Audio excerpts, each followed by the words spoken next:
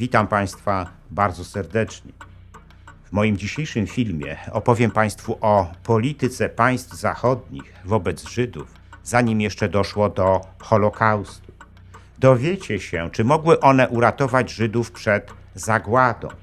Opowiem również Państwu o tajemniczej wizycie w brytyjskiej Palestynie zegarmistrza zagłady Adolfa Eichmanna, zanim jeszcze wybuchła II wojna światowa. A złotymi patronami kanału są pani Ewa Szemraj i pan Andrzej Maciejewski z Alaski, pani Anna Warner z Kalifornii, Kancelaria Prawnicza Macieja Ordona w Chicago oraz Kancelaria prawofilipa.pl.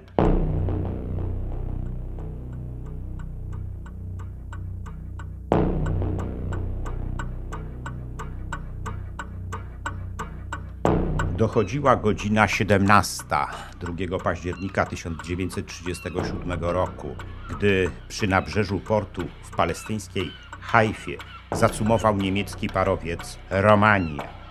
Wśród pasażerów, którzy zeszli z pokładu parowca, byli dwaj tajemniczy mężczyźni. Jeden z nich podawał się za niemieckiego dziennikarza, a drugi za niemieckiego studenta. Obaj mieli tylko 24-godzinne wizy na pobyt w Palestynie, wydane przez brytyjskiego konsula w Egipcie. Tam mieli się wcześniej spotkać z wielkim muftim Jerozolimy, Muhammadem Aminem al-Husajni, przywódcą palestyńskiego ruchu narodowego i sympatykiem rządów Hitlera. Tymi mężczyznami byli Herbert Hageni, szef Judenreferatu w Głównym Urzędzie Bezpieczeństwa III Rzeszy i jego asystent Adolf Eichmann. Hageni i Eichmann przybyli do Palestyny, aby zbadać, czy istnieją tam warunki na zrealizowanie planu deportacji niemieckich Żydów, których było wówczas w III Rzeszy ponad 500 000. Hitlerowska III Rzesza chciała się ich pozbyć, uważając ich za największe zło dla kraju. Hitler i jego otoczenie skłaniali się wówczas ku realizacji planu deportowania wszystkich niemieckich Żydów do Palestyny. Ten plan został opracowany przez Hageniego i Eichmanna i wstępnie zaakceptowany przez wodza III Rzeszy. Takie rozwiązanie nie było specjalnie innowacyjnym rozwiązaniem. Zainicjowany przez Theodora Herzla żydowski syjonizm już od dawna postulował utworzenie żydowskiego państwa w Palestynie. I dlatego właśnie syjoniści namawiali Żydów z całego świata do emigracji do Palestyny. Asystent Hageniego, Eichmann, postanowił wrócić do tej idei i skonstruować podobny plan działania, który ostatecznie uwolniłby III Rzeszę od Żydów. Przygotowując ten plan, Eichmann skorzystał również z tak zwanego brytyjskiego planu ugandyjskiego z 1903 roku, który na bazie żydowskiej diaspory z Wielkiej Brytanii przewidywał utworzenie żydowskiego państwa w Kenii, które Brytyjczycy nazwali Ugandą. Podstawą organizacyjną planu deportacyjnego Eichmanna było podpisane 25 sierpnia 1933 roku pomiędzy władzami III Rzeszy a niemieckimi Żydami, tak zwane porozumienie Hawara. Przewidywało ono emigrację niemieckich Żydów do Palestyny, która miała zostać rozłożona na lata 1933-1939. Tyle tylko, że w świetle tej umowy emigrujący do Palestyny Żydzi musieli pozostawić w III Rzeszy swoje majątki i zakupić w Niemczech potrzebne im w nowym miejscu towary. Gdy opracowany przez Hageniego i Eichmanna plan zyskał wsparcie ministra policji Hermana Göringa, utworzono żydowskie biuro emigracyjne, które miało w praktyce realizować deportację Żydów do Palestyny. Dzięki uruchomieniu takiego rozwiązania Do 1937 roku z III Rzeszy do Palestyny wyjechało prawie 60 000 Żydów. Tyle tylko, że Główny Urząd Bezpieczeństwa III Rzeszy uznał tę liczbę za całkowicie niewystarczającą. I dlatego właśnie postanowił wysłać do Palestyny Hageniego i Eichmanna, aby ci na miejscu zorientowali się, czy palestyńscy Żydzi są gotowi do przyjęcia kolejnych tysięcy swoich współbraci z III Rzeszy. Według późniejszych zeznań złożonych przez Eichmanna w trakcie jego powojennego procesu przed sądem w Jerozolimie, ta wizyta była rezultatem nawiązania roboczych kontaktów pomiędzy Głównym Urzędem Bezpieczeństwa III Rzeszy a żydowską Haganą, paramilitarną organizacją działającą w Palestynie, która chciała ratować zagrożone życie tysięcy rodaków zamieszkałych w III Rzeszy. Po wizycie w Hajfie Eichmann napisał w raporcie do swoich przełożonych, że sytuacja materialna zamieszkałych w Palestynie Żydów jest niezadowalająca i nie ma zbyt wielkich szans na to, aby uległa ona w najbliższym czasie jakiejś poprawie. A to oznaczało, że jego plan nie ma szans na realizację w praktyce. O niemieckim planie deportowania Żydów do Palestyny wiedziały rządy Wielkiej Brytanii i Stanów Zjednoczonych, ale zachowywały w tej sprawie całkowite milczenie. Dopiero wiosną 1938 roku prezydent Stanów Zjednoczonych Franklin Delano Roosevelt postanowił zwołać międzynarodową konferencję w sprawie żydowskiej emigracji do Palestyny. Doszło do niej w lipcu 1938 roku we francuskim Evian-les-Bains i wzięli w niej udział przedstawiciele 32 krajów i wielu międzynarodowych organizacji. Ale ta konferencja zakończyła się całkowitym fiaskiem. Żaden z przedstawicieli obecnych na konferencji krajów nie chciał realnie zmierzyć się z problemem żydowskiej emigracji z III Rzeszy. Nawet przedstawiciel Stanów Zjednoczonych odmówił przyjęcia Żydów do swojego kraju, zasłaniając się wyczerpaniem limitów imigracyjnych i brakiem funduszy na ich zwiększenie. Można zatem przypuszczać, że amerykański prezydent, inicjując konferencję w Evian, chciał jedynie zyskać argument, że podejmował działania w tej sprawie, ale ostatecznie okazały się one nieskuteczne.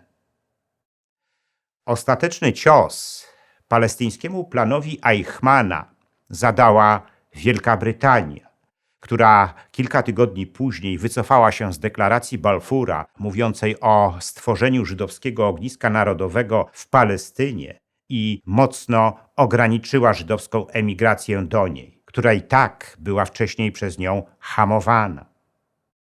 W rezultacie tego posunięcia władze brytyjskiej Palestyny zgodziły się przyjąć do siebie jedynie 15 000 Żydów, co wobec wybuchu II wojny światowej w następnym roku skazywało europejskich Żydów na tragiczny los. Ale fiasko palestyńskiego planu Eichmanna dla niego samego nie oznaczało wcale końca kariery w Judenreferacie Głównego Urzędu Bezpieczeństwa III Rzeszy. Było wręcz odwrotnie. Eichmann zaczął uchodzić za najważniejszego eksperta od spraw żydowskich. Jako ekspert w tej sprawie zyskał też dużą swobodę działania, byleby tylko zdołał rozwiązać problem Żydów w III Rzeszy. Wybuch II wojny światowej i opanowanie Polski przez Niemców sprawiło, że problem Żydów stał się problemem większym o kolejne kilka milionów Żydów, jacy mieszkali na terenach Polski bezpośrednio włączonych do Rzeszy i pozostałych ziemiach Polski, czyli generalnego gubernatorstwa. Eichmann wyszedł wówczas z projektem utworzenia eksperymentalnej autonomii dla Żydów, która miała powstać na okupowanych przez Niemców terenach centralnej Polski. Jako optymalne miejsce do utworzenia takiej autonomii Eichmann wybrał trójkąt ziem położonych w widłach Wisły i Sanu, którego centralnym punktem było miasteczko Nisko. Jesienią 1939 roku Niemcy przetransportowali tam 2000 austriackich Żydów, których uznali za zdolnych do pracy. Po nich miało przybyć kolejne 80 000 Żydów, tym razem z Górnego Śląska. Ale po jakimś czasie cały ten plan zbudowania w okupowanej Polsce eksperymentalnej autonomii dla Żydów Niemcy porzucili. Stało się tak z kilku zasadniczych powodów. Po pierwsze, przeciwny temu projektowi był generalny gubernator dr Hans Frank. Po drugie, logistycznie, znacznie ważniejszym zadaniem dla Niemców było wówczas sprowadzenie do III Rzeszy Niemców z krajów bałtyckich i Związku Sowieckiego. Tymczasem możliwości niemieckich kolei były ograniczone.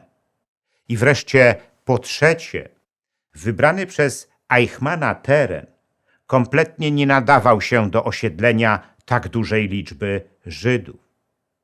Ostatnim pomysłem rozwiązania kwestii żydowskiej przed Holokaustem był madagaskarski plan Eichmanna, który został przez niego opracowany w lecie 1940 roku, zaraz po pokonaniu przez Niemców Francji. Ten plan również nie był specjalnie nowatorski, ponieważ postulował go już w XIX wieku niemiecki pisarz i filozof Paul Anton de Lagarde, a w połowie lat 30. postanowili wrócić do niego Polacy, wysyłając w tym celu w 1937 roku na Madagaskar misję majora Mieczysława Lepeckiego. Tyle tylko, że cała ta misja zakończyła się niepowodzeniem. Eichmann zaczął opracowywać wówczas plan, przyjmując założenie, że docelowo na Madagaskar Niemcy będą wysyłali 1 000 000 Żydów rocznie. Zresztą w jego planie Madagaskar miał zostać podzielony na dwie części. Jedną, w której utworzone zostanie autonomiczne państwo żydowskie z własnym samorządem i drugą, w której znajdzie się baza niemieckiej marynarki wojennej i centrum tranzytu towarów eksportowanych do III Rzeszy. Cała wyspa miała być oczywiście zarządzana przez Niemców. Przewidywano również usytuowanie na Madagaskarze sporego garnizonu SS. Tyle tylko, że madagaskarski plan Eichmanna w ogóle nie uwzględniał trudnych warunków klimatycznych wyspy, które stanowiły zasadniczą przeszkodę w rozwoju osadnictwa i rolnictwa. W czerwcu 1942 roku alianci dokonali desantu na Madagaskar, czyniąc z niego strategiczny punkt tranzytowy. To ostatecznie przekreśliło madagaskarski plan Eichmanna. W czerwcu 1941 roku III Rzesza zaatakowała Związek Sowiecki. Na zajmowanych przez niemiecki Wehrmacht terenach zaczął się Holokaust sowieckich Żydów. W sierpniu 1941 roku marszałek Hermann Göring zlecił Judenreferatowi przygotowanie planu ostatecznego rozwiązania kwestii żydowskiej. W rezultacie tego w styczniu 1942 roku odbyła się tragiczna w skutkach konferencja w podberlińskim Wannsee.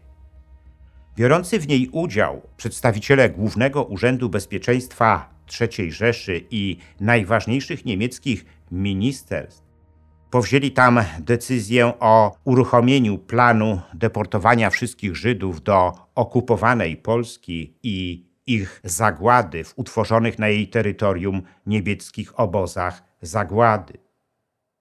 Po konferencji w Wannsee Adolf Eichmann rozpoczął najmroczniejszy okres w swojej karierze organizatora i wykonawcy Holokaustu, największego ludobójstwa w dziejach świata.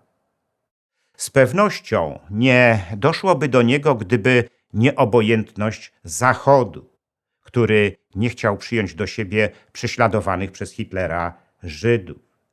Gdyby państwa biorące udział w konferencji w Evian, a zwłaszcza Wielka Brytania i Stany Zjednoczone, wykazały więcej zrozumienia dla sprawy Żydów i odrobinę dobrej woli dla żydowskiej emigracji, z pewnością nie doszłoby do zagłady 6 milionów Żydów. Ale tak się nie stało. Zatem to one ponoszą również winę za ich śmierć i to one powinny tłumaczyć się ze swojej postawy wobec Żydów w tamtym czasie, a nie Polska z polskich obozów koncentracyjnych, w których rzekomo mieli oni zginąć.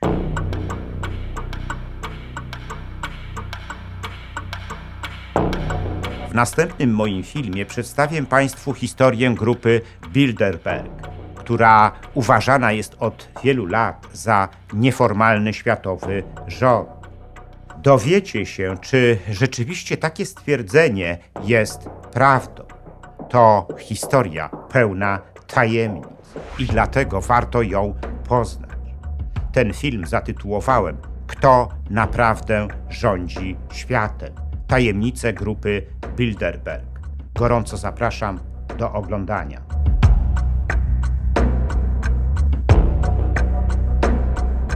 Dziękuję za liczne komentarze moich filmów i wpłaty. W sposób szczególny chciałbym podziękować złotym patronom, którymi są pani Ewa Szemraj i pan Andrzej Maciejewski z Alaski, pani Anna Warner z Kalifornii, Kancelaria Prawnicza Macieja Ordona w Chicago oraz Kancelaria prawofilipa.pl, a także srebrnym patronom, wśród których są panowie Dariusz Kwoka, Michał Rychwalski, Dariusz Wietrzykowski, Artur Drogosz, Arkadiusz Strykowski, Wojciech Trojan, Andrzej Brzezina oraz Kongres Polonii Kanadyjskiej z okręgu Toronto i Stowarzyszenie Nasza Polonia z Australii.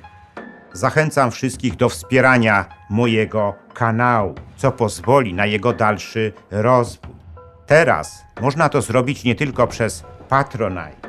Szczególnie dla patronów zagranicznych przydatne są możliwości bezpośredniego wsparcia na YouTubie w formie jednorazowej wpłaty, klikając podziękuj, a także cyklicznych wpłat, klikając wesprzyj na dole ekranu. Wpłat można też dokonywać przez PayPal oraz bezpośrednio na moje konto bankowe, którego numer widzicie teraz na ekranie. Więcej informacji na temat wspierania kanału na różne sposoby znajdziecie w opisie pod filmem.